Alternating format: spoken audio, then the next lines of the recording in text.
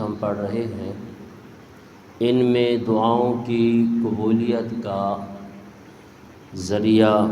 کیا ہے اور اس کے لیے اکثر نسخہ کیا ہے دعاؤں کی قبولیت کے لیے۔ وہ اکثر نسخہ جو ہے جو دعاؤں کی قبولیت کے لیے ہے وہ ہے درود شریف، کیونکہ درود شریف ایک ایسی عبادت ہے جو ہر حال میں قبول ہوتی ہے اور کبھی بھی یہ عبادت رد نہیں ہوتی، کیونکہ درود پاک رسول اکرم صلی اللہ تعالی وسلم کے لیے اعلیٰ ترین دعا ہے۔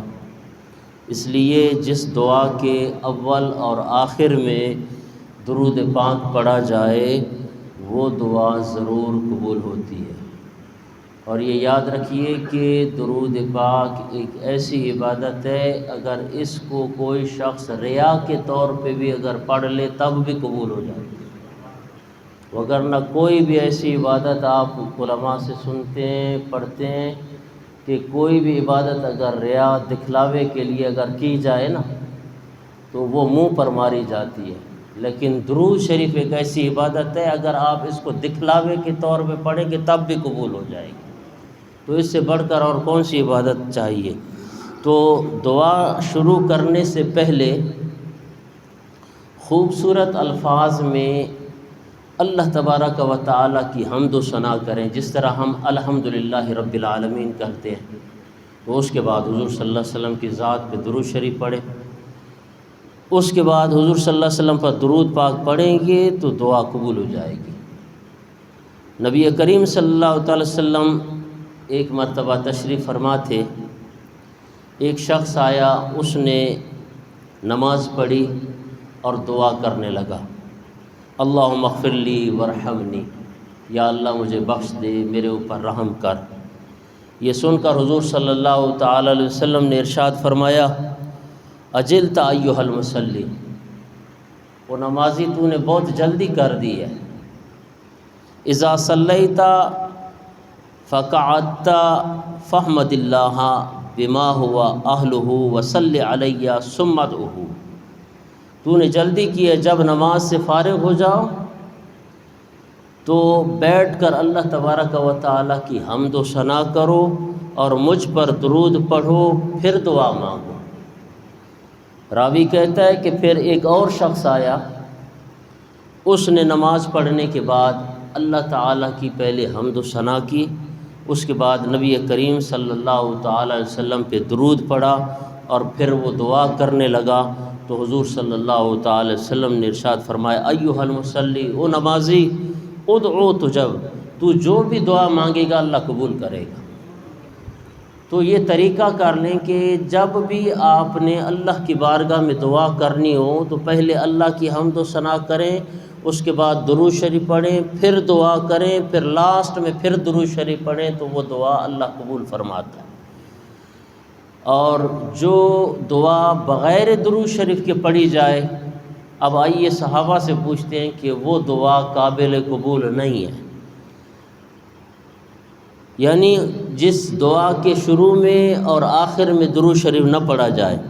وہ قبول نہیں ہوتی۔ پہلی روایت حضرت علی المرتضیٰ رضی اللہ تعالیٰ عنہ فرماتے ہیں کہ کل دعاء محجوب، کوئی بھی دعا ہو تو اس وقت تک قبول نہیں ہوتی جب تک کہ اس کے اول و آخر میں حضور صلی اللہ علیہ وسلم پر اور اس کی آل پر درود نہ پڑھا جائے۔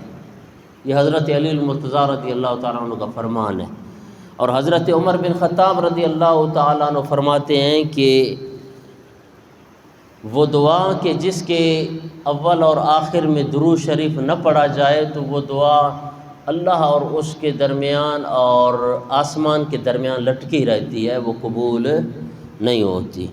تو نبی کریم صلی اللہ تعالی وسلم کی لخت جگر سیدہ کائنات سیدہ فاطمہ الزہرا رضی اللہ تعالیٰ عنہ روایت فرماتی ہیں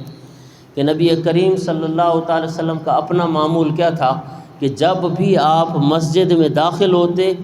پہلے درود شریف پڑھتے پھر دعا پڑھتے۔ ہم آتے ہیں نا جس طرح کہ اللہم افتح لی ابواب رحمتک، آتے ہی دعا پڑھتے ہیں، نہیں، حضور صلی اللہ علیہ وسلم کا طریقہ کار کیا رہا کہ حضور صلی اللہ علیہ وسلم پہلے آتے درود پڑھتے اپنے آپ پر، اس کے بعد پھر یہ دعا پڑھتے اللہم افتح لی ابواب رحمتک، تو اے اللہ میرے گناہ معاف فرما اور میری رحمت کے دروازے کھول دے۔ اور جب مسجد سے نکلتے تو پہلے درود پڑھتے اور پھر دعا کرتے تھے اللہم اغفر لی ذنوبی وافتح لی ابواب رحمتک، اے اللہ میرے گناہ معاف فرما اور میری رحمت کے دروازے کھول دے۔ ان احادیث مبارکہ کے پیش نظر علماء نے لکھا ہے کہ دعا کے شروع اور آخر میں درود شریف پڑھنا یہ مستحب ہے، اچھا عمل ہے۔ دعا کے شروع میں اللہ تعالیٰ کی حمد و ثنا کریں، پھر درود شریف پڑھیں، پھر دعا کریں، اور آخر میں پھر جو ہے وہ درود شریف پڑھیں، تو امید ہے کہ اللہ تبارک و تعالیٰ ایسی دعا کو قبول فرمائے گا۔ دعا ہے کہ اللہ تعالیٰ ہمیں اپنے اور اپنے محبوب صلی اللہ تعالی وسلم کی اطاعت نصیب فرمائے، اور جو کچھ پڑھا سنا اللہ تبارک و تعالیٰ اس کا ثواب ہمارے مرحومین کو عطا فرمائے، آمین۔